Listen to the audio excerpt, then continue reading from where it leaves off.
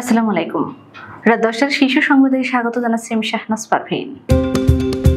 জুলাই অভ্যুত্থান, জাতিসংঘের রিপোর্টকে ঐতিহাসিক দলিল হিসেবে সংরক্ষণের রুল।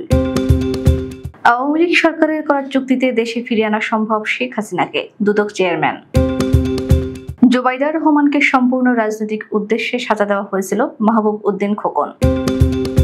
নিবন্ধন ফিরে পেতে জামায়াতের আপিলের রায় 1 জুন।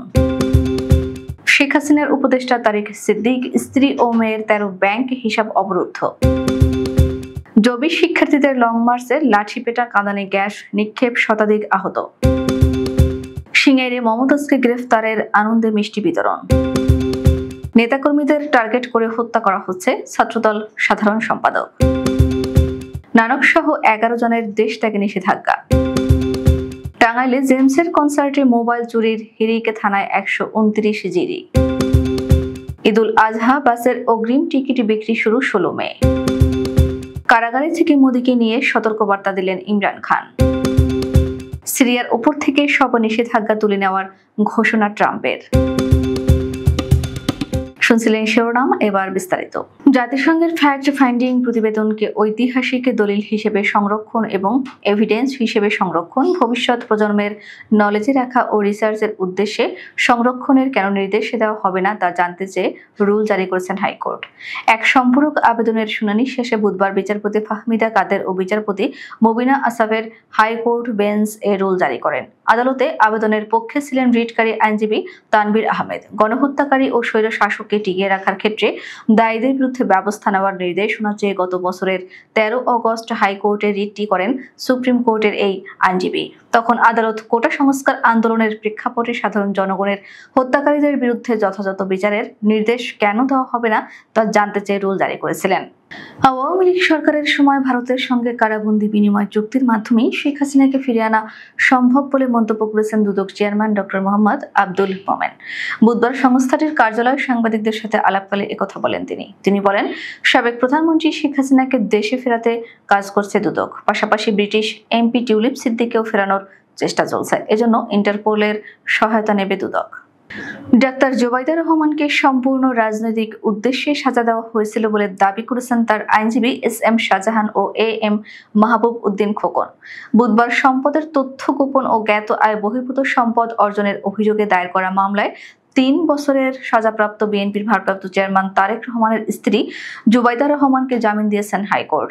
একই সঙ্গে সাজার বিরুদ্ধে জুবাইদা রহমানের আপিল শুনানির জন্য গ্রহণ করেছেন আদালত। বিচারপতি মোহাম্মদ খসরুজ্জামানের একক হাইকোর্ট বেঞ্চ এই আদেশ দেন। এরপরই আদালত প্রাঙ্গণে কথা বলেন তার 2 আইনজীবী।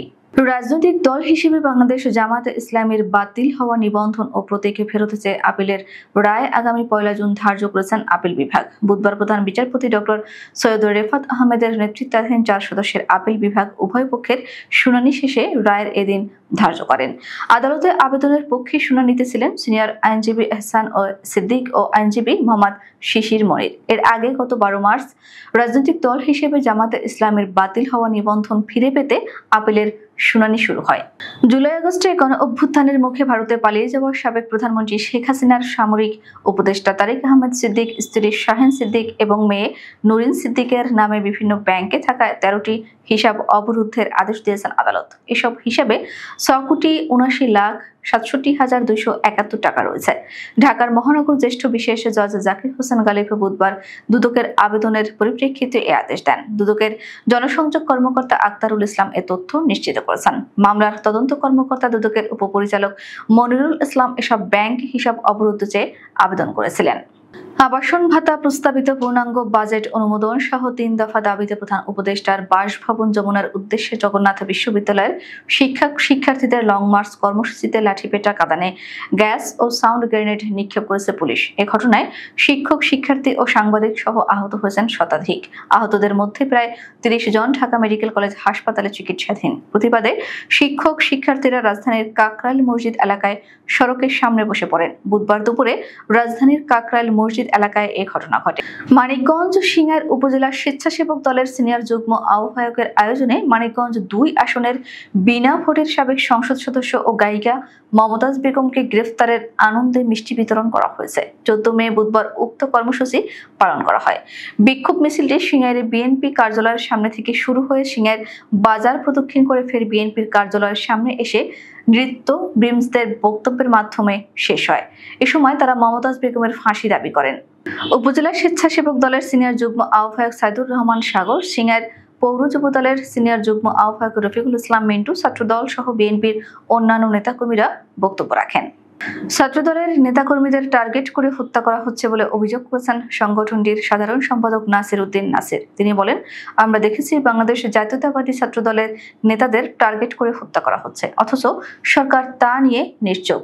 বুধবার ছাত্রদল নেতা শাহরিয়ার আলম সাম্য হত্যার প্রতিবাদে দুপুরে ঢাকা বিশ্ববিদ্যালয় ক্যাম্পাসে আয়োজিত বিক্ষোভ সমাবেশে অংশ নিয়ে তিনি এসব কথা বলেন। দুর্নীতির অভিযোগ থাকায় আওয়ামী লীগের সভাপতিমণ্ডলীর সদস্য ও ঢাকা ১৩ আসনের সাবেক সংসদ সদস্য জাহাঙ্গীর কবির নানক, তার স্ত্রী সৈয়দা আরজুমান বানু ও ছেলে এস আমরিন রাখি সহ ১১ জনের দেশ ত্যাগে নিষেধাজ্ঞা দিয়েছেন আদালত। দুর্নীতি দমন কমিশনের আবেদনের পরিপ্রেক্ষিতে বুধবার ঢাকার মহানগর জ্যেষ্ঠ বিশেষ জজ জাকির হোসেন গালিব এই আদেশ দেন। দুদকের জনসংযোগ কর্মকর্তা আক্তারুল ইসলাম গণমাধ্যমকে এ তথ্য জানান। টাঙ্গাইলে বিন্দুবাসিনী সরকারি বালক উচ্চ বিদ্যালয়ের ফুটবল চ্যাম্পিয়নশিপ উপলক্ষে আয়োজিত ট্রফি উন্মোচন অনুষ্ঠানে নগর বাউল জেমসের কনসার্টে মোবাইল চুরির হিড়িক পড়েছে।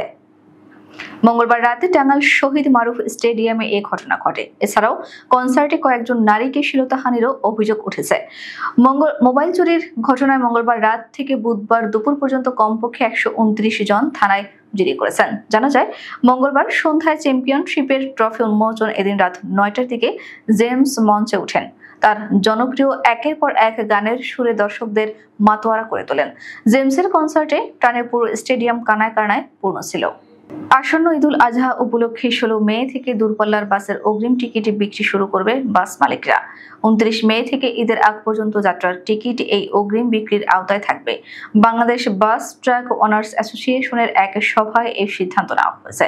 বুধবার বিকেলে সংগঠনের ভারপ্রাপ্ত সাধারণ সম্পাদক শুভঙ্কর ঘোষ রাকেশ বিষয়টি জানিয়েছেন। শুভঙ্কর ঘোষ রাকেশ বলেন, ১৬ মে শুক্রবার থেকে বাসের মালিকেরা অগ্রিম টিকিট বিক্রি করার সিদ্ধান্ত নিয়েছেন।